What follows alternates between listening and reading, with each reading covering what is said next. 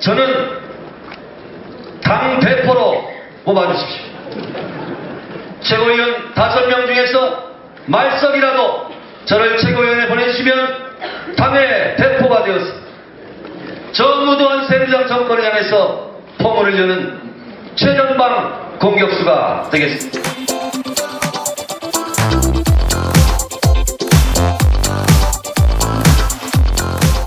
새정치민주연합 정청래 최고위원님을 소개해드립니다. 큰 박수로 부탁드립니다.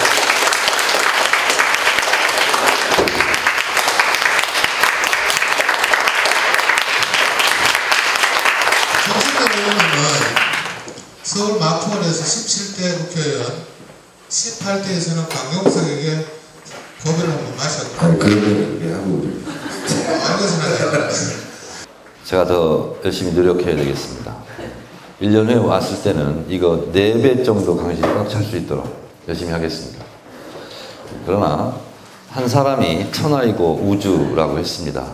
보니까 여러 수십 개의 우주가 지금 모여서 저를 쳐다보고 있는데 제가 여러분들이 새롭게 듣는 얘기라든가 아니면 무슨 지식이 될 만한 얘기라든가 이런 건 없습니다. 그런 건 기대 안 하셔야 실망을 하지 않습니다. 그냥 제가 생각하는 것들에 대해서 주소도 없고 논리도 별로 없어요. 근데 그냥 평소에 제가 느끼는 것을 진솔하게 얘기하는 그런 자리를 좀 갖도록 하겠습니다. 이럴 때는 보좌관이 와서 이걸 좀 따라주기도 하고 그랬는데 지금 딴짓하고 있어서 괜찮습니다.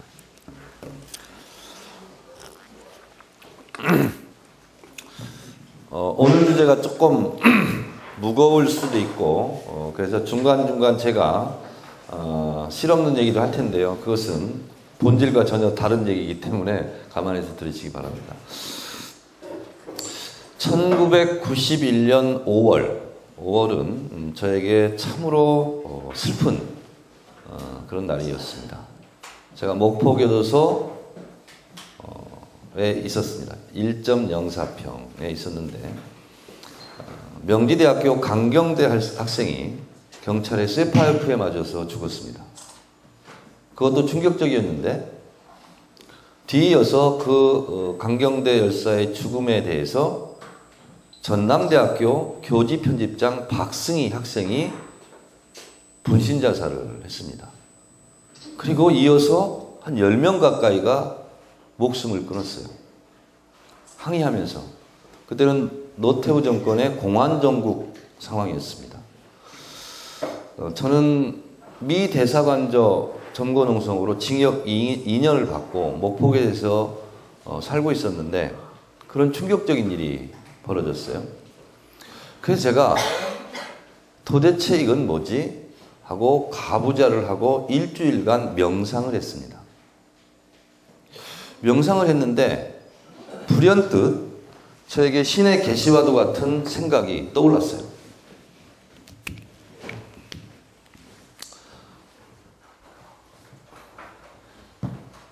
가만히 저는 목포교도소 1사상 1방 1.04평이면 4발짝을 걸으면 더 이상 걸을 수가 없습니다. 거기서 23시간을 살아야 됩니다. 1시간 운동하는 거 빼놓고는. 근데 갑자기 그 목포교도소 1사상 1방 1.04평에서 나는 존재하는데 그 존재하는 속에서 제가 시간여행을 해봤어요. 과거로 가는데도 과거의 끝을 알 수 없어요. 미래로 가봤어요. 미래로 가도 시간의 끝을 알 수가 없어요. 그런데 나는 왜 하필이면 1991년 5월 이 찰나와도 같은 순간에 이 타이밍에 나는 여기서 존재하고 있고 나는 왜 10명의 내 후배들의 죽음을 보아야 하는가 라는 생각이 불현듯 들었어요. 그리고 공간 속으로 또 이동해 봤습니다. 위로 끝까지 올라가 봤어요. 끝을 알 수가 없어요. 아래로 내려가 봤어요. 끝을 알 수가 없어요.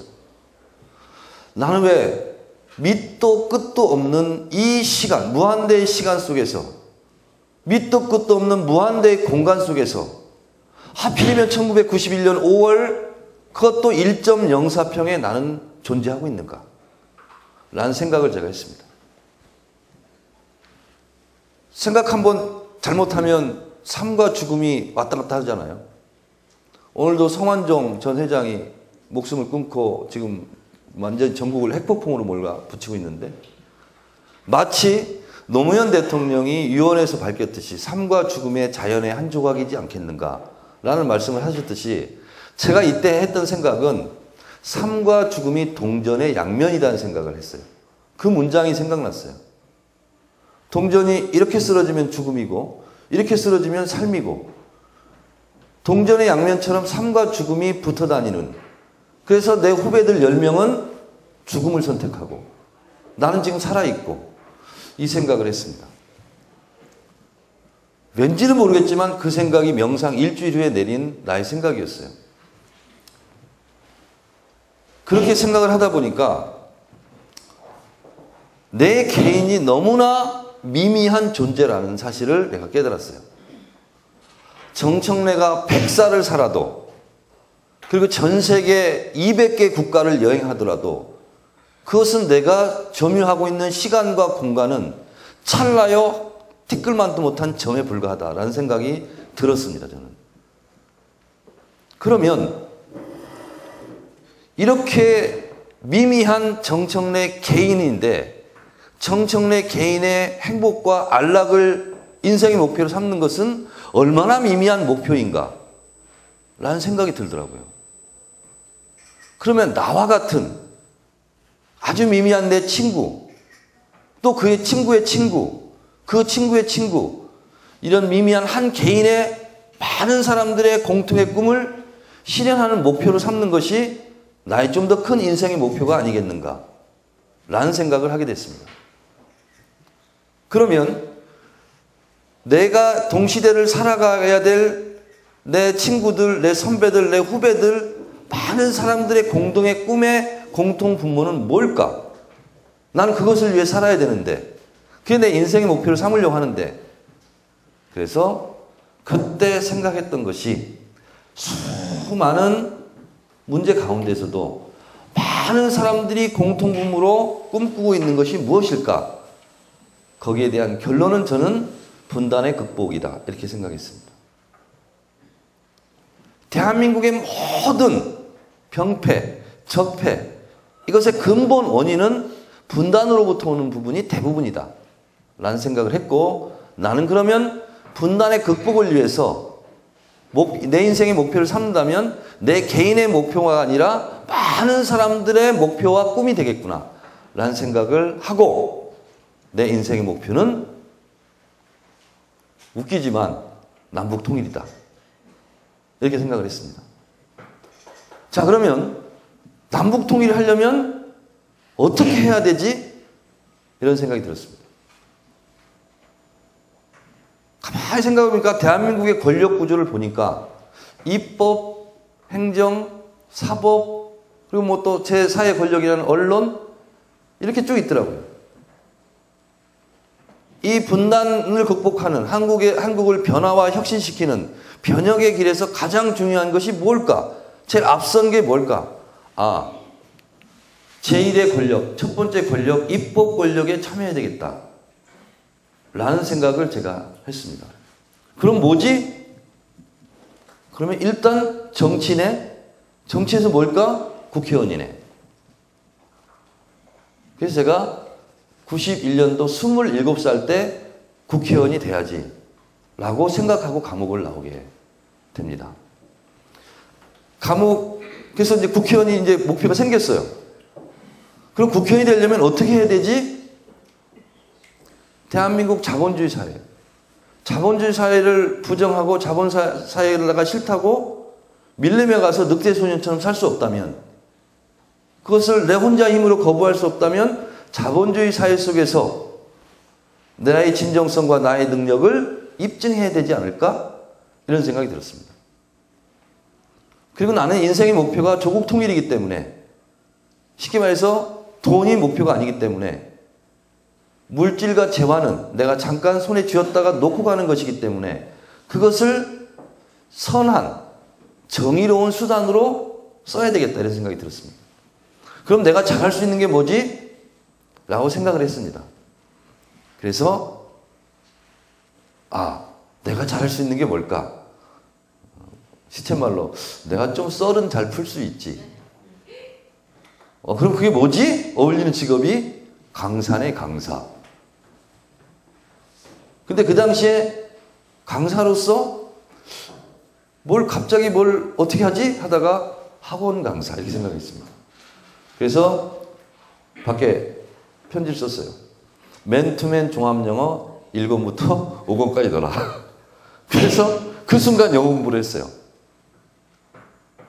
그 순간. 맨투맨 종합영어 1권부터 5권까지를 마스터를 했어요. 그리고 나와서 제가 학원 강사를 한 겁니다. 근데 잘 됐어요. 그래서 마포에서 영어 강사를 시작했습니다. 제가. 석 달 해보니까 이거 별거 아니네. 학원을 내가 차리면 되겠네. 그래서 학원을 차려요. 그래서 8명을 데리고 시작을 합니다. 그리고 목표는 학원 강사가 목표가 아니잖아요. 내가 많은 학생들에게 내가 갖고 있는 생각을 전부가 아니라도 살짝이라도 아이들에게 그것을 가르치는 것이 좋겠다. 이런 생각이 들어서 제가 학원의 네이밍 카피를 큰 꿈, 작은 실천의 배움터. 큰 꿈은 애들한테는 얘기를 안 했지만 저는 조국 통일이죠. 큰 꿈, 작은 실천의 배움터. 그리고 통일을 생각하는 학원. 길잡이 학원. 이렇게 지어서 학원을 시작했습니다. 근데 집에 갈 차비가 없었어요. 1년 6개월 동안. 제가 우리 누님 집에 살았는데 인천 부평에 제가 한 데는 마포고. 근데 학원을 11시에 끝나면 기차도 전철도 떨어지고 다 떨어지면 총알 택시를 타고 가야 돼요. 신촌 현대백화점에서. 그러면 6,000원. 6,000원 들어요. 4명 태우고 가면 24,000원 할 때. 그럼 거기가 내려요. 그럼 다시 와야 되잖아요. 그러면 전철비. 그래서 한 일주일에 10,000원밖에 쓸 돈이 없었어요. 그러니까 일주일에 한 번밖에 집에를 갈 수밖에 없어요. 집에 갈 차비가 있는데 안 가는 것과 차비가 없어서 못 가는 차이는 심정적으로 굉장히 격차가 큽니다. 그래서 1년 6개월을 강의실에서 제가 먹고 자가면서 내가 나의 큰 꿈을 위해서 이것을 성공시켜야 되겠다 하는 생각으로 1년 6개월 동안 2해 겨울을 제가 거기서 납니다. 그리고 3년 동안 친구를 단 한 명도 만난 적이 없습니다. 왜? 내가 이것을 어느 정도 기반을 잡아놓고 성공을 시키기 전에는 내가 여기에 매진하겠다. 그리고 잠자는 시간 이외에는 성공을 시키기 위해서 정말 많은 노력을 했습니다. 그래서 그 얘기를 하려고 하는 건 아니고, 그래서 딱 10년만 하고 접어야지. 그래서 92년 10월 28일 날 시작을 해서 2002년 10년 하고 제가 학원을 떠납니다. 근데 8명으로 시작한 학원이 교직원만 100명인 학원이 됐습니다. 그리고 마포에서 제일 큰 학원이 됐고, IMF 때 정말 많은 엄마들이 오셔서 애들 학원을 보내야 되겠는데 돈은 없고 그랬어요. 그래서 수많은 엄마들이 제 원장실에 와서 울었습니다. 근데 전화로 깎아달라고 하면 안 깎아줘요. 반드시 원장실에 와서 제 눈을 쳐다보고 우리 아이 학원을 보내고 싶은데 돈이 없습니다. 학원비를 좀 DC해 주세요. 그러면 그 순간 노 해본 적이 없어요. 한 번도. 예스. 그렇게 하겠습니다. 그리고 제가 백지 한 장을 드렸습니다. 전액, 반액 10만 원, 5만 원. 알아서 선택하세요. 나한테는 보여주지 마시고 총무과장한테 가서 제출하시오. 그럼 제가 그걸 이렇게 인쇄된 거 하나 드려요.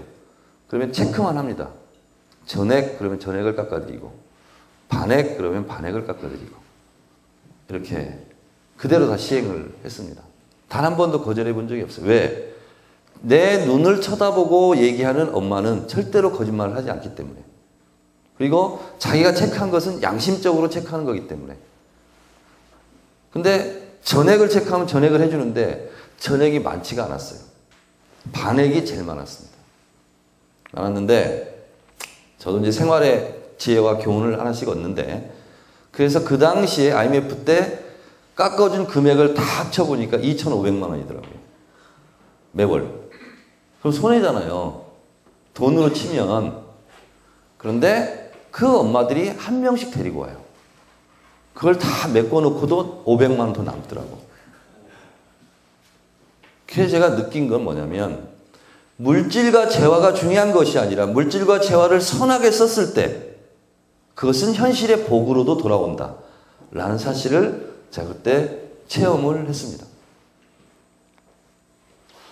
자, 큰 꿈 작은 실천의 배움터인데, 그래서 제가 학원이 건물이 4개였는데 단 하나의 그림만, 사진만 걸어놨습니다. 그게 바로 백두산 천지였습니다. 그래서 백두산 천지가 천지였어요. 그리고 제가 아들만 셋 있는데 우리 아들 부를 때마다 나는 평생 그 생각을 해야 되겠다. 우리 아들한테는 불행한지는 모르겠지만 큰아들, 첫째 아들은 한라에서 백두까지 줄임말 한백으로 짓고 그 마음 변하지 말고 한결같아라. 둘째는 한결로 짓고, 그리고 아무리 어려워도 늘 푸른 소나무처럼 서 있어라. 그래서 셋째는 한솔로 졌어요. 우리 애들한테 좀 미안하긴 해. 아빠의 기억 상기를 위해서 그렇게 이름을 지었어요. 그랬더니 우리 아들한테 야, 한백이라고 졌는데 이름이 괜찮냐 했더니 아버지 너무 감사합니다. 저도 그렇게 제 이름처럼 잘 살도록 하겠습니다. 그렇게 얘기를 하더라고요. 자, 그래서 10년간을 준비했고 10년간을 노력했고, 그리고 마포 꼴찌에서 출발한 학원을 제가 마포 제일 큰 그리고 제일 괜찮은 학원으로 성장을 시키고 후련히 떠납니다. 제가 아무것도 남기지 않고 떠나서 국회의원에 도전해서 당선이 되죠. 그리고 국회의원 총선 지역구 공약으로서는 있을 수 없는 공약을 제가 합니다. 보통 보면 지역을 개발하겠다, 뭘 재개발을 하겠다 이렇게 1호 공약을 하는데 저는 언론을 개혁하겠습니다. 이런 거는요 무슨 대선 후보 공약이지 지역구 국회의원 공약이 아닙니다. 언론을 개혁하겠습니다. 그래서 실제로 제가 초선 되자마자 그 당시 2004년도에 4대 개혁 입법이라고 있었습니다. 국가보안법, 과거사법, 사립학교법, 신문법. 근데 천정배 당시 원내대표가 이거는 정청래 의원이 의지가 매우 강하므로 정청래 의원이 이것은 전부 맡아서 해. 그래서 제가 그 법을 초선 갓 들어간 초짜인데 그 중요한 법을 제가 대표 발의해서 만들었습니다. 그 법이 소위 말하는 신문사들 전체 발행부수, 유가부수, 광고료 수입, 구독료 수입을 의무적으로 공개해야만 한다. 그리고 이게 15조고 16조는 조중동 등 신문사는 방송을 같이 경영할 수 없다. 겸용할 수 없다. 그리고 무가지, 비대, 자전거 이런 거 뿌리면 안 된다 하는 신문법을 그래도 그때 한나라당이 다 반대하고 있었지만 이것은 여야 합의로 통과시킬 수 있었습니다. 4대 개혁 입법 하나 딱 합의로 통과된 것이 신문의 자유와 기능에 관한 법률이 아닌데 그것을 제가 입법 발의해서 통과시킬 수 있었습니다. 굉장히 저는 보람을 느꼈죠. 근데 그것이 개인에게 엄청난 축복품과 슬픔으로 다가올지는 몰랐죠, 제가. 그리고 나서 18대 국회 때 조선일보 등 문화일보 등에서 저를 보복한 거죠. 있지도 않은 사실을 가지고. 그래서 총선 5일 동안 정청래가 네이버 검색 순위 그 당시 1위였습니다. 문화일보 사설 포함 11차례를 5일 동안 쏟아부었었고 조선일보 사설 포함 7번을 기사를 저를 폭격을 했죠. 그래서 매우 인간적으로 안 좋은 정청래로 찍혀서 네이버 검색 순위도 1위도 올라가고 하면서 낙선을 했는데 그게 바로 신문법에 대한 보복이었다 라는 겁니다. 근데 저는 어쨌든 그런 과정이 있었지만 저 개인의 아픔은 아픔이다 치더라도 그것이 이명박 정권 들어서서 첫 번째 언론장악 시나리오의 신호탄, 그것이 KBS 정현주 사장 해임하는 거였고 완성이 정청래가 만드는 신문의 자유화 기능에 관한 법률안, 그것을 폐지하는 거였습니다. 그게 소위 말한 미디어 악법 날치기였습니다. 그리고 나서 제가 만든 법이 폐기되고 조중동 종편이 나온 겁니다. 어쨌든 제 한 10년, 20년 과정이 그러했습니다. 근데 저는 그런 과정을 거치면서 더욱더 1991년 감옥에서 제가 생각했던 큰 꿈, 저 혼자만의 꿈이 아니라 우리 모두의 꿈, 그것이 조국 통일이라면 그렇게 생각했던 것이 참으로 옳았다, 그것이 바른 길이다 라는 것을 그 이후에 확인하는 과정이었고 이 순간도 마찬가지입니다.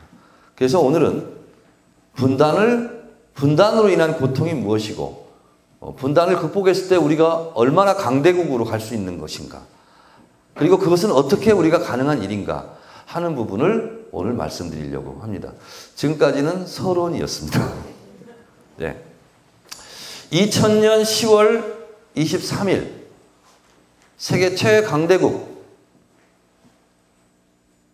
미 백악관 국무부 장관, 최초의 여성 국무부 장관이었던 올브라이트 미 국무장관이 평양에 갑니다. 그리고 김정일 국방위원장을 만납니다. 이것은 우리 민족사에 있어서 대단히 중요한 날이 될 뻔했습니다. 자, 올브라이트 미 국무장관이 왜 평양에 날아갔을까요? 그것은 김대중 클린턴의 글랜드 플랜에 의해서 날아갔던 것입니다. 올브라이트 국무장관이 갔던 것은 클린턴의 평양 방문을 앞둔 사전 정지 작업, 사전 정지 회담이었습니다. 그런데 우리 민족에게는 김대중 대통령이 말씀을 이렇게 하시더라고요. 제 동교동 갔을 때. 박복한 민족이요 천추의 한이다. 그게 뭐냐? 엘 고어가, 미국 민주당 후보가 연방 법원에서 패소를 했어요. 선거로 진 게 아니라 법원 판결로 대통령이 떨어진 거죠. 그리고 부시 대통령이 된 거죠. 부시 대통령이 되자마자 북한은 악의 축이다 하면서 이라크 전쟁도 일어나고 남북관계가 급속하게 냉각된 거였습니다. 180도의 반전이었습니다. 그러면 김대중과 클린턴은 어떤 그랜드 플랜을 생각하고 있었을까? 그걸 제가 잠깐 말씀드리겠습니다.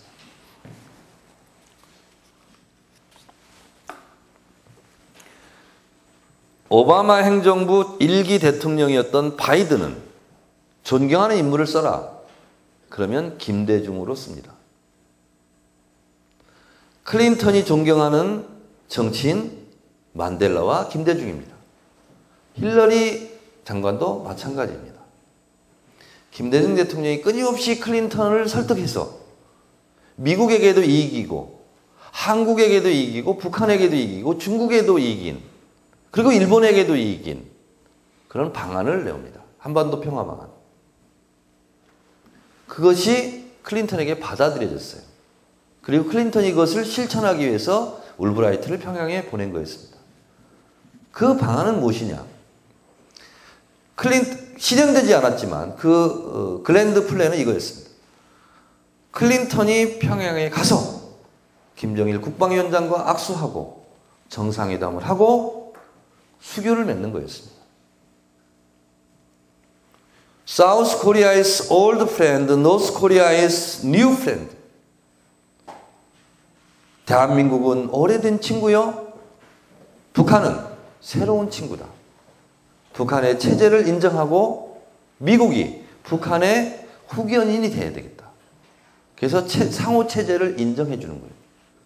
다시 말해서 정치적 후기 연인이 미국이 되겠다는 거였죠. 그러면 거기에 이어서 일본과 북한이 수교를 맺습니다.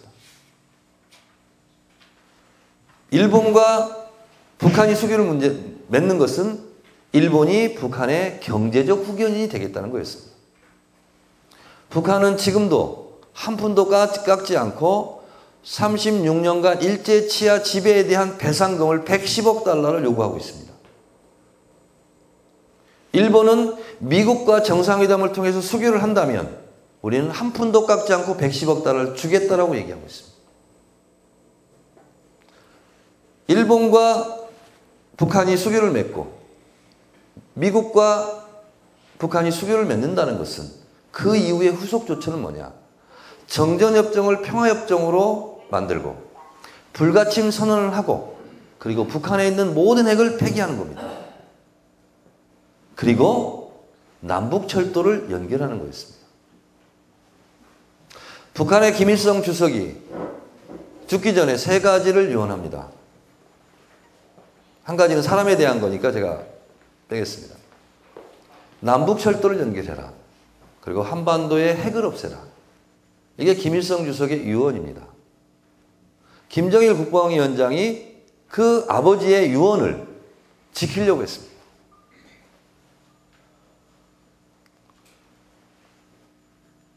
정동영 통일부 장관이 평양을 방문합니다. 통일부 장관으로.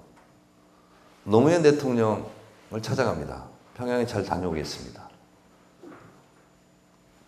노무현 대통령이 정동영 통일부 장관에게 본국의 훈령은 생각하지 말고 재량껏 알아서 다 해라. 100% 권한을 다 줬어요. 정동영 통일부 장관이 김정일 위원장과 마주 앉습니다. 원래는 1시간 면담이었어요. 정동영 통일부 장관이 앉자마자 김정일 위원장한테 도발적인 질문을 던집니다.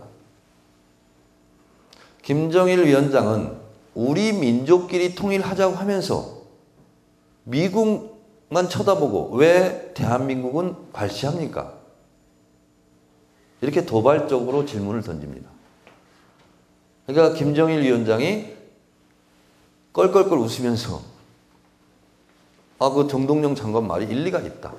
우리 그러면 속내를 터놓고 얘기를 하자. 해서 1시간짜리 면담이 5시간 동안 만남으로 이어집니다. 그리고 그때 정동영 통일부 장관이 남북철도를 연결합시다. 라고 제안을 해요. 그때 김정일 위원장이 이렇게 얘기합니다. 좋습니다. 그러나 혁명의 수도 평양을 기차가 지나가려면 응당한 대가를 지불해야 됩니다. 라고 얘기합니다. 그 응당한 대가가 뭐냐? 방금 전에 제가 말씀드렸던 그런 조치들입니다. 김대중, 클린턴의 그랜드 플랜. 그것이 실현이 돼야 철도가 지나간다는 얘기였습니다.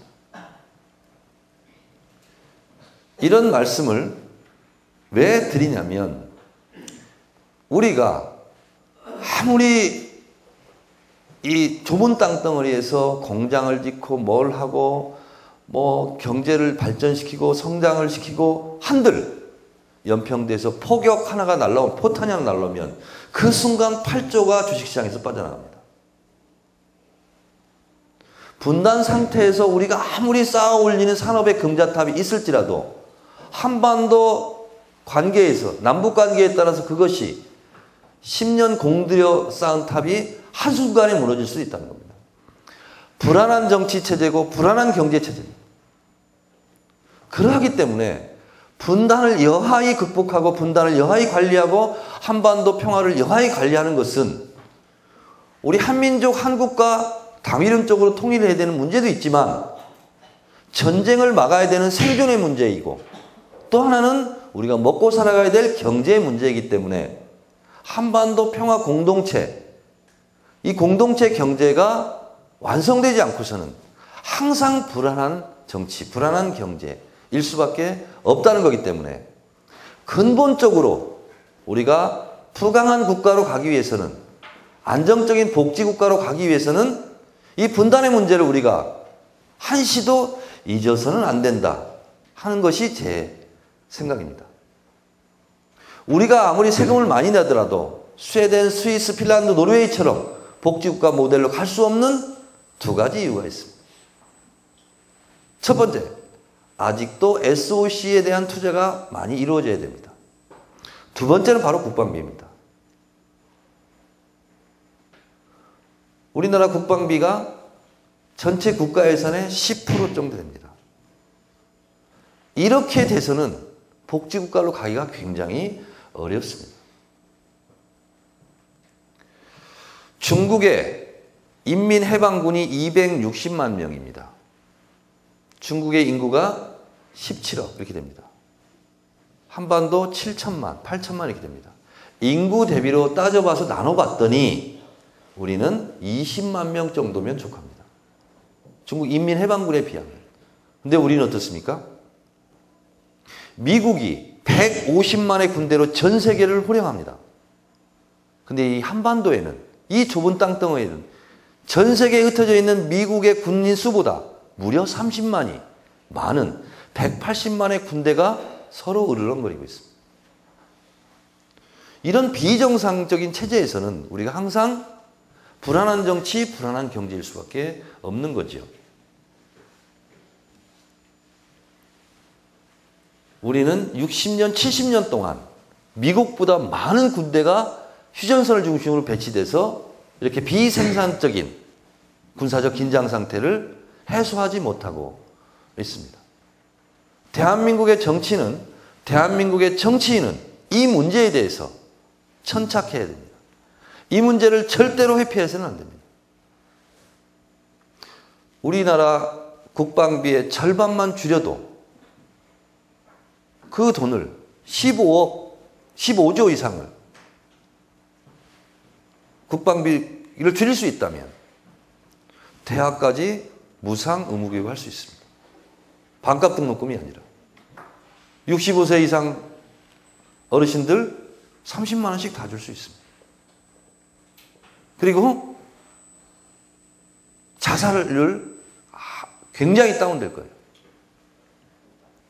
스웨덴이 제가 알고 있기로 직업이 없어도 국가에서 주는 돈이 우리나라 돈으로 한 150만 원 정도 되는 걸로 알고 있어요. 최저생계비가 됩니다. 목매자살하지 않아도 됩니다. 그렇기 때문에 정치는, 남북관계는 나하고 상관없는 일이 아니라 평화체제가 구축되고 긴장상태가 완화되고 군축이 되면 자살하는 사람을 살릴 수 있다는 거죠. 아주 멀리 있는 얘기가 아닌 거죠. 그래서 이 분단체계를 여하이 극복할 것인가 라고 고민하지 않는 정치인이 있다면, 그런 대통령이 있다면 저는 자격이 없지 않을까, 이렇게 저는 생각을 하는 겁니다. 그래서 2007년도였던가요? 그 대선 때 우리가 한 600만 표를 줬지만 제가 당시 정동영 대통령 후보한테 얘기해서 했던 카피가 뭐냐면 통일은 돈이다. 그거를 그냥 한 압축해서 그걸 제가 만들었죠. 통일은 돈이다. 왜 그러냐면요. 노무현 대통령 때 개성공단이 열렸습니다. 개성공단 얘기를 제가 한 가지 해볼게요. 베를린 장벽을 무너뜨렸던 동방정책을 실제로 설계한 사람이 에곤 바르 박사입니다. 에곤 바르 박사가 한 말이 있습니다. 나도 미처 생각하지 못한 것이 개성공단이다. 개성공단을 끝까지 밀고 가다 보면 거기에서 통일이 보일 것이다. 라고 얘기했습니다.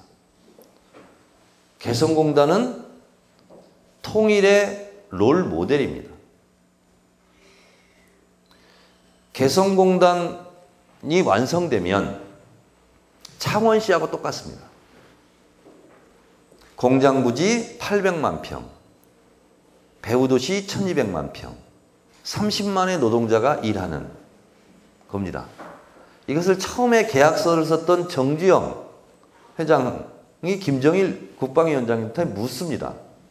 개성공단 이게 계약서 쓸 때 정주영 명예회장이 아니 내가 아무리 생각해봐도 개성시, 개풍군 인구를 다 합쳐도 출퇴근이 가능한 인구수로 봤을 때 30만 명의 노동자를 댈 수가 없는데, 충당할 수 없는데 어떻게 하려고 그러냐? 라고 물어요. 그때 김정일 위원장이 이렇게 대답합니다. 그거 간단합니다. 인민군대 옷 벗겨서 보내면 됩니다. 이렇게 얘기합니다. 그러니까 개성공단을 열었다는 것은요, 서부전선 남침 경로를 후퇴했다는 뜻입니다. 개성공단과 비무장지대 사이에 있었던 남침용 전진 배치된 무기들이 개성공단 송악산 뒤쪽으로 후방으로 물러갔다는 얘기입니다. 금강산 관광, 처음에는 배 타고 갔죠. 육로로 갔죠. 금강산 관광을 열었다는 것은 최남단의 천혜의 요소, 해군 기지입니다. 거기가 금강산 앞바다가 3분의 1을 산으로 에워싸고 있어요. 거기는 태풍이 불어도 고요합니다. 가장 남쪽에 있는 해군 기지였습니다. 그것이 후방으로 후퇴했다는 것을 뜻합니다. 따라서 개성공단과 금강산은 너무나 중요한 의미를 갖고 있죠.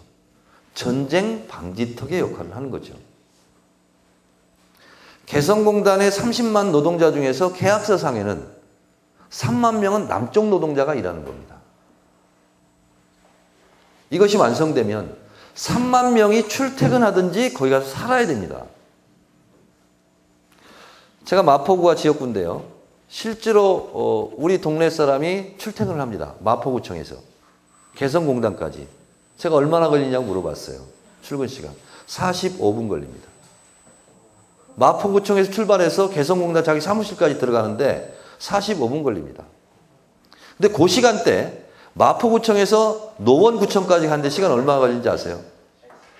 1시간 반 걸립니다. 2배 걸립니다. 개성공단은 그만큼 가까운 거리에 와 있는 거예요. 노무현 대통령이 김정일 위원장을 만나서 회담할 때 그 회담록 한번 읽어보세요. 가장 역점을 줬던 게 뭐냐면 해주공단 열라는 거였습니다. NLL 포기판은 없었습니다. 해주공단 열라는 거예요. 김정일 위원장이 이렇게 얘기합니다. 해주는 군사기지라서 바늘 하나 꽂을 자리가 없습니다. 이렇게 얘기합니다. 노무현 대통령이 계속 설득합니다. 한번 서해 평화지대를 얘기하면서. 점심시간에 회의했나 봐요. 김정일 위원장이. 그랬더니 오후에 입장을 바꿉니다. 개관동무 들어오시오. 노무현 대통령한테 보고하시오. 김정일 위원장이 얘기한 거예요. 근데 이 보고했다는 말을 노무현 대통령이 김정일 위원장한테 보고했다. 이렇게 거꾸로 얘기한 게 새누리당이죠. 개관동무 보고하시오 하는 건 뭐냐면 가능하다는 거였습니다. 해주공단 열겠다는 거였습니다. 그래서 개성공단 같은 것을 10개를 북쪽에 만드는 것, 이것이 통일입니다. 개성공단에 제가 가봤어요. 놀라운 현장입니다. 우리나라 한수원 직원이 8명 파견되어 있습니다. 그리고 개성공단 내에 있는 하수도, 상수도를 관리합니다. 그 밑에 40명이 북한 노동자입니다. 남쪽의 한수원 직원들의 명령을 받습니다. 같은 사무실에서 농담도 합니다. 통일된 세상이에요, 그게. 소방대를 가봤습니다. 소방서. 거기도 한국에서, 우리 쪽에서 간 소방 간부들이 있고 밑에 대원들은 북한 노동자들이에요. 명령을 잘 받습니다. 화기애애합니다. 한 사무실에 같이 근무하고 있어요. 지금도. 이쪽에서는 지금 종북몰이로 난리가 나고 있는데 거기서는 지금 같이 앉아서 밥도 먹고 얘기도 하고 있어요. 다 국가보안법 위반이에요. 그런 식으로 따진다면. 개성공단이 완성이 되면 3만 명이 출퇴근을 어떻게 하겠습니까? 거기에 기숙사를 지어야 됩니다. 아파트를 지어야 돼요. 그리고 출퇴근하는 사람들 다 못하거든요. 그럼 북한 노동자들도 거기다가 아파트를 짓고 살아야 됩니다. 그럼 같은 아파트에 사는 겁니다. 그게 통일 아니에요? 그거를 10개를 만든다고 칩시다. 우리 대한민국 국적을 가진 30만 명의 국민이 북한 땅에 가서 사는 겁니다. 그 30만 명이 조선민주주의인민공화국 국적을 가진 사람들과 같이 어울려 사는 거예요. 이게 통일이라는 거죠. 근데 이것을 김대중 노무현 대통령이 열었다는 거죠. 굉장히 중요한 겁니다. 자, 그런데요. 노무현 대통령이 평양을 갔을 때 김정일 위원장한테 제안을 합니다. 우리 남쪽, 북쪽 노동자들이 같이 합심해서 일하는 개성공단까지 가서 거기서 악수하고 빠이빠이 헤어집시다. 김정일 위원장이 갑자기 화를 냅니다. 냅니다가 아니라 냈답니다. 나도 들었으니까. 내가 무슨 체면으로, 무슨 면목이 있어서 개성공단에 가서 작별식을 합니까? 우리 북조선 노동자들이 얼마 받는지 아십니까? 이런 거였죠. 개성공단의 최초에 북한 노동자들이 받았던 월급은 6만 원입니다. 6만 원. 우리 노동자들은 300만 원. 100명을 고용하면 600만 원. 우리나라 2명의 임금이었습니다. 그런데도 북한은 개성공단에 취직하려고 로비를 했다는 거 아닙니까? 평균 임금이 2만 원이었답니다. 북한 전역. 개성공단 처음 열 때. 근데 300%를 받는 거예요. 6만 원을 받는 거예요. 그리고 초코파이도 받고. 그러니까 개성공단이 안정적이었다면 개성공단은 우리의 기업인들의 꿈이었죠. 여러분 IMF 때 보도났던 중저가 의류 신원 에베레셀이라고 있습니다. 보도났어요. 개성으로 진출했습니다. 몇 년 만에 무차입 경영을 했습니다. 빚을 안 지고 완전히 성공한 대표적인 기업이 신원 에베레셀입니다. 그것은 많은 노동자들이 뭐 재봉들도 하고 막 해야 되잖아요. 임금이 한 사람 6만 원밖에 안 되니까요. 중국, 베트남에 우리 기업들이 가 있잖아요. 월급 40만 원씩 줘야 되거든요. 그러니까 중국에 베트남에 진출했던 우리 기업들이 갈 필요가 없어요. 개성공단 같은 게 생기면 다 들어오죠. 북쪽으로. 이게 경제 성장 롤모델이 아닐까요? 그러면 북쪽도 경제 주름살이 펴지고 남쪽에 일자리가 없는 사람들이 북쪽에 와서 일을 하는 거예요. 청년 실업 40만 금방 해결되지 않을까요? 그래서 남북관계는 생존의 문제이고 경제의 문제다라는 거죠. 생존의 문제는 전쟁이 안 일어나야 되니까. 전쟁이 나면 다 죽으니까. 경제의 문제는 이제 대한민국 이 좁은 땅덩어리에서는 이제 한계점에 봉착했기 때문에 비정규직 문제 어떻게 해결합니까? 그래서 저는 어렵지만 이 분단을 어떻게 연성화시킬 것인가, 어떻게 통일에 대한 대안을 가질 것인가, 이게 대한민국 정치인들이 고민해야 되는 지점이다. 이것이 핵심 중에 핵심이고 80년대 용어로 얘기한다면 주요 모순이고 기본 모순이고 모든 모순의 핵심이다. 이렇게 생각합니다. 이것을 극복하고 이것을 도전하지 않는다면 정치인으로서는 저는 자격이 없다. 이렇게 생각합니다. 자, 이 분단의 문제이기 때문에 이 모든 적폐가 저는 드러납니다. 자, 머리 두통도 있고요. 비염도 있고요. 속도 안 좋고요. 이게 모든 게 뭐냐? 허리병에서 나오는 거죠. 상체와 하체가 피가 통하지 않잖아요. 기가 통하지 않잖아요.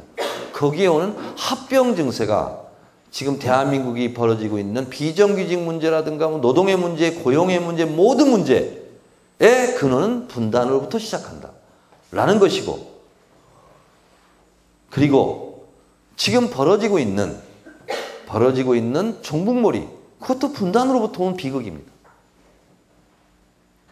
분단이 되었기 때문에 북쪽과 남쪽은 적대적 상호 의존 관계로 서로의 체제를 안정화시키는 데 서로 이용한 겁니다. 욕하면서 여기를 단결시키는 거죠. 북쪽도 남쪽도. 그걸 보고 학자들은 적대적 상호 의존 관계라고 얘기하더군요. 그 반공 논리가 결국은 지역 감정으로 변화되었고, 그 지역 감정은 지금의 종북 머리로 또 진화한 겁니다. 1945년 해방된 이후 그 분단의 체제가 지금의 양대 진영이 갈라서 싸우는 비생산적인 종북 논리까지 진화한 거죠. 변화한 거죠. 김대중 대통령에게는 빨갱이 딱지를, 그렇지 않습니까? 지금 새정치민주연합에게는 종북 숙조의 딱지를 붙이고 있는 것도 결국은 분단의 문제로부터 출발한 거죠. 굉장히 비생산적인. 그래서 정치, 경제, 사회, 문화, 논리, 가치, 이념, 이것은 모든 근원적인 것은 분단으로부터 잉태되었고 분단으로부터 나온 것이었다. 이렇게 생각합니다. 이따 질의응답 시간이 있기 때문에 요 대목은 요 정도로 하고, 그러면 이거를 어떻게 개선할 것인가? 우리 보좌관이 하나 써줬어요. 법륜스님이 이렇게 얘기했답니다. 재벌이 통일을 하면 재벌이, 군인이 통일하면 군인이 주인 된다. 국민이 통일국가의 주체가 되려면 통일을 소수에게 놓을 게 아니라 우리 국민의 일이라는 것을 각자 자각하게 해야 된다. 라는 거죠. 제가 법륜스님을 되게 좋아하고 존경하는데, 그 새로운 만남, 뭐 새로운 백년 이런 책이 있습니다. 거기에 보면 법륜스님이 한탄을 합니다. 어느덧 통일운동은 없어지고 평화운동만 있다는 거죠. 평화운동만 가지고는 부족하다는 거죠. 가장 근본적인 것은 통일운동을 계속해야 된다. 라는 거죠.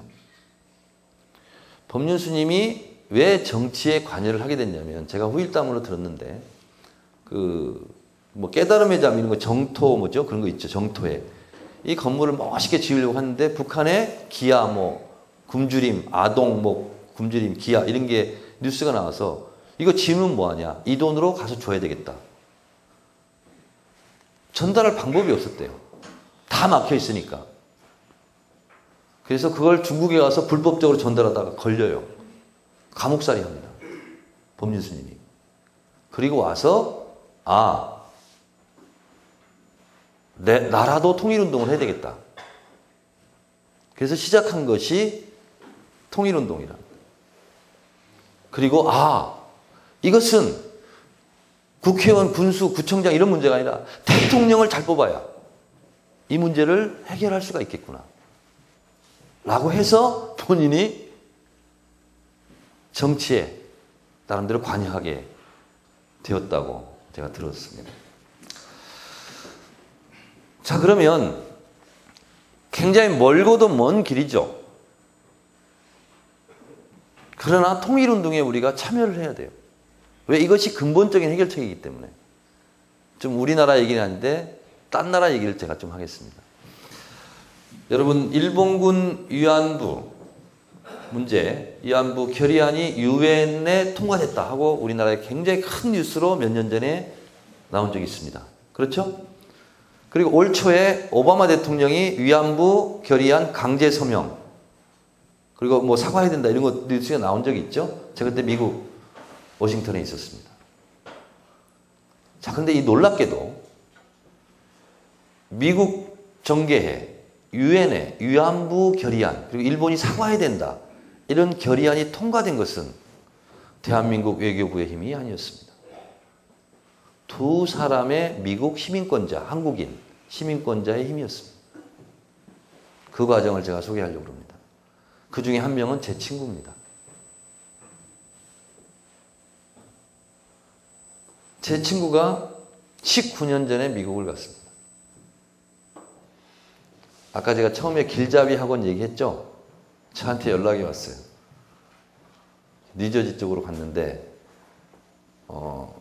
나도 먹고 살아야 되는데 한국인 2세들을 향해서 한글도 가르치고 장구도 가르치고 풍물도 가르치고 하는 학원을 차리고 싶은데 청래 네 학원 이름이 괜찮다는 거예요. 길잡이 학원. 그래서 그걸 로고하고 이런 걸 보내달래요. 그래서 보내줬습니다. 그걸 하다가 한 칸, 교실 한 칸에 유권자 센터를 만든 거예요. 미국은 그냥 가서 투표하는 게 아닙니다. 내가 투표를 하겠다고 유권자 등록을 해야 됩니다. 그래야 투표권이 주어져요. 그래서 유권자 등록 운동을 한 거예요. 왜? 미국 국회의원들도 우리가 좀 찍어줘야 우리가 뭐 소리를 낼 수 있지. 이래서 이 친구가 유권자 등록 운동을 하기 시작합니다. 가다 보니까 아 이게 정말 중요하구나. 미국에서 괜히 대통령 바뀌면 청와대 와서 논조장 찍고 민주평통하고 이런 거는 본국을 향한 운동인데 나도 미국 이제 국민이 됐고 미국 시민이 됐으면 미국의 정계를 향해서 영향력을 행사하는 것이 올바른 운동이지 않겠는가? 맞잖아요. 그것이 고국에도 더 도움이 되는 거 아니겠어요? 그래서 이 친구가 결심을 합니다. 아, 내가 미국 정치인들에게 영향력을 가지려면 내가 표를 많이 갖고 있다는 걸 보여줘야 돼. 그건 한국이나 미국이나 똑같습니다. 그래서 이 친구가 길거리로 나갑니다.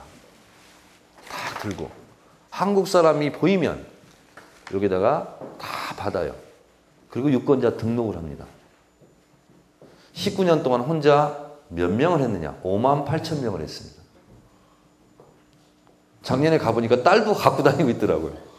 중학교 1학년짜리인데. 58,000명을 했어요.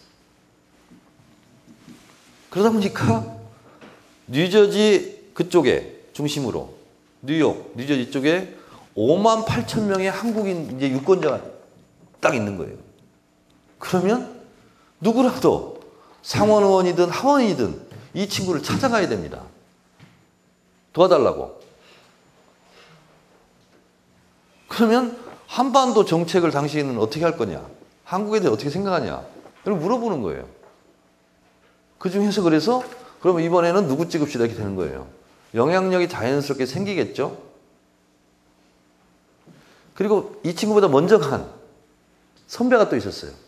둘이 의기투합을 한 거예요. 그래서 그걸 가지고 미국 정계에 있는 사람들 한 명 한 명 알아가게 됩니다. 알아가게 돼요. 그러다가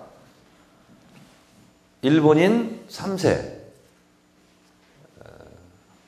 국회의원 마이크 혼다를 만나게 됩니다. 그래서 마이크 혼다를 통해서 위안부 결의안을 얘기를 했고, 그리고 마이크 혼다 의원이 상당히 양심적인 일본계지만 이건 필요하다. 그래서 저도 마이크 혼다 의원을 만났어요. 만나서 당신은 어떻게 일본인 3세이면서 일본군 위안부 문제에 대해서 이렇게 깊은 고민을 하고 경기도 나눔의 지회에도 가고 이렇게 하느냐 라고 제가 물었어요. 그랬더니 마이크 혼다 의원이 한 얘기가 있었어요. 여성폭력의 가장 상징이고 안 좋은 것이 위안부 문제였다. 이 땅에 지금도 과거에도 있었고 지금도 있고 앞으로도 있을 여성폭력에 대해서 그것을 퇴치하는 하나의 상징으로 나는 일본군 위안부 문제를 나는 생각했다. 그래서 이 일본군 위안부 문제가 일본이 사과하고 그리고 이 문제가 깔끔하게 해소됨으로써 여성폭력을 조금이라도 물리칠 수 있다면 거기에 도움되는 일이라면 나는 이것을 해야 되겠다라고 생각하고 그 일을 하게 됐답니다. 그래서 지금 미국 유엔에서는 치열한 외교전이 벌어지고 있습니다. 근데 결국은 미국 국회의원들이 한국 출신 미국 국민 시민권자들한테 귀를 기울이기 시작한 것은 표였습니다. 표. 58,000표. 19년 동안 꾸준하게 눈이 오나 비가 오나 받으러 다녔던 유권자 등록을 받으러 다녔던 제 친구의 힘이었고 덕택이었다. 그래서 그 친구가 미국의 NGO 단체 시민참여센터를 만들었습니다. 그래서 거기는 이제 그래스루트 운동이라고 그러는데 풀뿌리 운동. 그것에 저는 전 세계의 롤 모델이지 않겠는가 그런 생각이 듭니다. 그래서 그 친구가 19년 동안 그렇게 하다 보니까 완전히 미국 정치인 전문가가 됐어요. 그 시민참여센터에서는 어떤 국회의원은 무슨 생각을 하고 있고, 이 국회의원은 누구랑 친하고, 이 국회의원을 통하려면 누구를 만나야 되고 하는 인맥 지도를 그리고 있습니다. 제가 느끼기에 저도 19대 국회 외교통일위원회 위원이었고 미국 대사관 사정을 잘 알고 그러는데, 제가 봤을 때는 주미 대사관보다 실제로 시민참여센터가 실질적인 영향력과 힘을 더 가지고 있다는 저는 생각을 했어요. 18대 때 대한민국의 어떤 국회의원이 미국 하원 외교위원장 면담을 신청했답니다. 면담이 거절됐어요.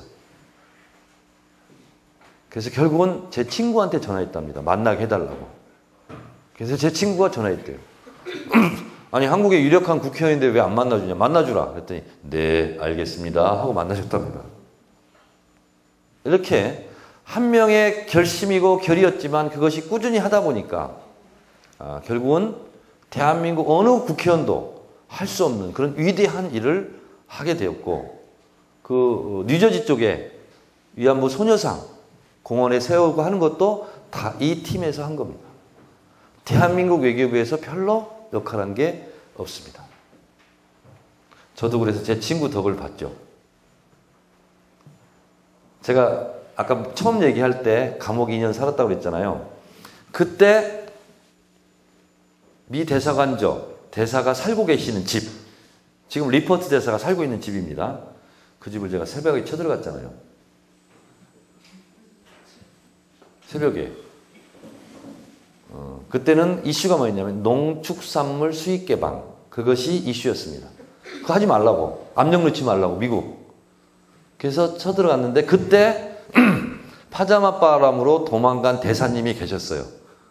그때는 제가 거의 뭐 김기종 비슷했어요. 그분이 도널드 그레그 대사입니다. 그분은 보수적인 공화당 분이었어요. CIA 요원이었고. 근데 그분이 그 이후에 한국에 대해서 잘 알게 됐습니다. 그래서 치한파가 돼요. 그러다가 지금은 친한파가 됐어요. 그리고 코리아 소사이어티 회장을 하면서 엄청 많이 도와줬어요. 그래서 제가 2004년대 국회의원이 됐잖아요. 근데 내 친구가 그런 일을 하다 보니까 그렉 대사를 가끔 만나나 봐요. 그래서 그렉 대사한테 그랬대요. 그때 쳐들어갔던 대학생 6명 중에 1명이 내 친구인데 이번에 국회의원 됐습니다. 그랬더니 그러냐고. 보고 싶다고. 그래서 제 친구가 이제 그렉 대사를 굉장히 좋아하고 존경하는데, 그분이 그래서 공화당에서 민주당으로 당적을 바꿔요. 그리고 오바마 재선 대통령 할 때, 선거운동 할 때 이 시민참여센터에서 공화당 측, 민주당 측 나와서 한반도 정책에 대해서 설명해봐 했을 때 민주당 측으로 나온 게 그렉 대사였다고 그럽니다. 그래서 그렉 대사가 2006년도에 한국을 방문했어요. 그래서 저를 찾았어요. 그래서 제가 찾아가서 초청장도 없이 집을 쳐들어가서 죄송합니다 하고 사과했어요. 제가 사과했더니 그렉 대사가 고맙게도 그 당시 상황은 그랬고 그거에 대해서 나는 이해를 한다. 근데 그 중에 한 명이 국회의원이 된 게 너무 자랑스럽다. 그리고 국회의원 활동 잘해라. 이렇게 말씀을 주시더라고요. 그리고 작년 1월 달에 제가 미국을 갔죠. 미국을 가서 제 친구 덕분에 하루에 미국 국회의원 5명 만났습니다. 한 명 만나기 어렵습니다. 근데 내 친구가 전화하면 내 친구 국회의원인데 좀 만나줘. 그러면 다 만나줘요. 그래서 하루에 5명 만나고 왔어요. 1시간 간격으로. 그 중에 마지막 만난 게, 마지막 5번째 만난 게 마이크 혼다 의원이었습니다. 마이크 혼다 의원이 15분 늦었어요. 그때 마이크 혼다 의원이 그거 했더라고요. 오바마 대통령이 서명하는 거. 위안부 결의안에 대해서. 그리고 강제 서명은 뭐냐면 서명을 하면 행정부에서는 시행을 할 수밖에 없도록 그거를 다 이렇게 만들어가지고 투표까지 끝내고 오느라고 늦었더라고요. 그래서 저한테 김동찬 친구니까 내가 정청래 의원에게 선물 하나 주겠다. 지금 이것을 막 하고 왔다. 이거 엄청난 거지 않느냐. 그러니까 대통령이 서명하려면 며칠 더 있어야 되니까 서명하고 나면 내가 제일 먼저 알려주겠다. 그래서 정청래 의원 이름으로 이 빅뉴스를 발표해라. 그래서 제가 엄청 내 친구 덕을 크게 보는구나 이렇게 생각을 했는데 보좌관이 갖고 왔어요. 연합뉴스에 떴는데요. 마이크 혼다운이 굉장히 당황했었습니다. 그 대사관에서 릴리스한 거예요. 그렇게 하면 안 돼요. 대사관에서 별로 한 역할도 없으면서 그 로비스트 하나 고용해가지고 어깨너머로 보고 생색내려고 그런 일을 했죠. 자, 저는 미국에 가서 그 시민참여센터를 보면서 처음에 몇 사람이 시작한 운동이었지만 지금은 엄청나게 위안부 결의안 등 대한민국의 이익을 위해서 미국 시민권자로서 정정당당하게 투표에 참여함으로써 그런 일을 하는 것을 보면서 그게 내 친구라는 사실이 참으로 자랑스러웠습니다. 그리고 나서 그렉 대사 집을 또 갔어요, 제가. 그렉 대사 집을 갔는데 언론은 따라오지 못하게 해서 갔는데 사모님한테는 처음으로 또 20몇 년 만에 그때 초청장 없이 가서 죄송합니다. 인사를 드렸더니 굉장히 좋아하시더라고요. 좋아하시고 그렉 대사가 정청래 의원 그 대학생 때 우리 집에 쳐들어왔을 때 그 애국심, 그 초심대로 의정활동을 잘 했으면 좋겠다 라고 격려 말씀을 주셨고 한국의 양아들을 삼겠다. 그래서 제가 흔쾌히 우리 부모님도 안 계신데 참 잘 됐습니다. 근데 그 얘기하다가 저한테 심각하게 물었던 것이 있습니다. 이제 기사도 아까 크게는 안 나는데 여러분 한번 들어보십시오. 저한테 물어요. 김대중 대통령에 대해서 어떻게 생각하냐. 쭉 제가 다 얘기했습니다. 좋아하고 존경한다. 노무현 대통령에 대해서 어떻게 생각하냐. 눈물 감동 쭈르륵 노무현 생각하면 눈물 납니다. 근데 나도 그렇다. 그래서 다 묻고 나서 정 의원 내가 대한민국 국민 한 사람도 이거 모르는데 내가 정 의원한테 처음 상의를 한다. 김정은 위원장한테 내가 초청장을 받았다. 원래는 마이클 조던을 초청하려고 했는데 마이클 조던이 사양해서 데니스 로드먼이 갔는데 북한이나 미국이나 별로 재미를 못 봤다. 그래서 그런지 나한테 초청장이 왔다. 가야 되겠냐 말아야 되겠냐. 그래서 그랬죠. 무조건 가셔야 됩니다. 가시는 것만으로도 도움이 됩니다. 그것이 길이 될 것입니다. 그랬더니 보안을 유지해달라. 그래서 제가 아무 얘기 안 하고 왔는데 제가 와고 나서 좀 있다가 평양에 들어가셨다 오셨죠. 근데 너무 무리해가지고 좀 누워 계신다고 아파서 그런 얘기를 들었는데 뭐 별로 중요한 얘기는 아니고 이게 어쨌든 제가 세월호 24일 단식을 하고 그 다음에 병원에 제가 입원을 했습니다. 그리고 19일 동안 또 밥을 안 먹었어요. 못 먹었어요. 미음, 죽 이런 거 먹고 있는데 가서 보니 아픈 사람들이 참 여러 가지로 아파서 병원에 오더군요. 다양하게. 근데 불현듯 또 91년 5월에 감옥에 있었던 것처럼 불현듯 병원 옥상에서 그런 생각이 들더라고요. 이 병원의 병동만 병동이 아니라 대한민국이 거대한 병동 아니겠는가. 비정규직병, 그리고 장기간 노동, 환경, 뭐 여러 가지 병을 앓고 있는 거대한 병동 아니겠는가. 그러면 이 대한민국의 거대한 병동을 해결할 수 있는 것은 역시 91년도 5월달에 내가 생각했던 그것이 맞구나. 정청래도 어렸을 때지만 잘 생각했다. 이런 생각이 제가 들었습니다. 그래서 통일의 길이 아무리 멀고 험난할지라도 결국은 그것이 우리의 목표가 되어야 되고 그것이 아무리 험난한 길이라 할지라도 우리가 주변에 있는 친구, 선배 한 명 한 명 우리가 설득해서 결국은 국민이 통일의 주인이 되는 그런 세상으로 가야 되지 않겠는가, 그런 생각을 하면서 참여는 여러 가지 각도에서 할 수 있지만 결국은 이 세상을 바꾸는 일이라면 그것이 한반도의 국적을 갖고 있고 한민족의 핏줄을 가지고 있는 우리 민족 구성원들이 결국은 가야 될 길은 남과 북이 서로 화해하고 흉중에 있는 칼을 내려놓고 군비를 축소하고 그리고 남북철도를 연결해서 대륙으로 뻗어나가는 길이 아니겠는가 라는 생각이 듭니다. 노무현 대통령 때 부산에 제2항만을 건설해 놨습니다. 그것은 남북철도 연결을 대비해 놓은 겁니다. 노무현 대통령 퇴임 직전에 남북철도 시험 운행을 한 걸 여러분 기억하실 겁니다.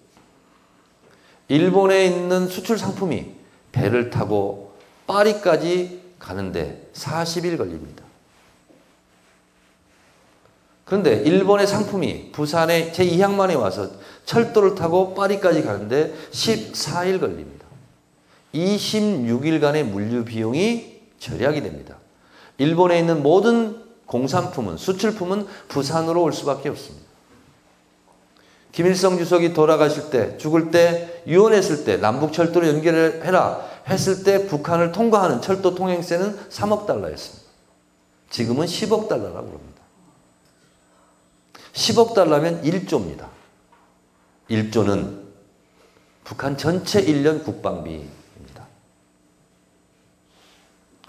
우리 대한민국의 국방비의 30분의 1입니다.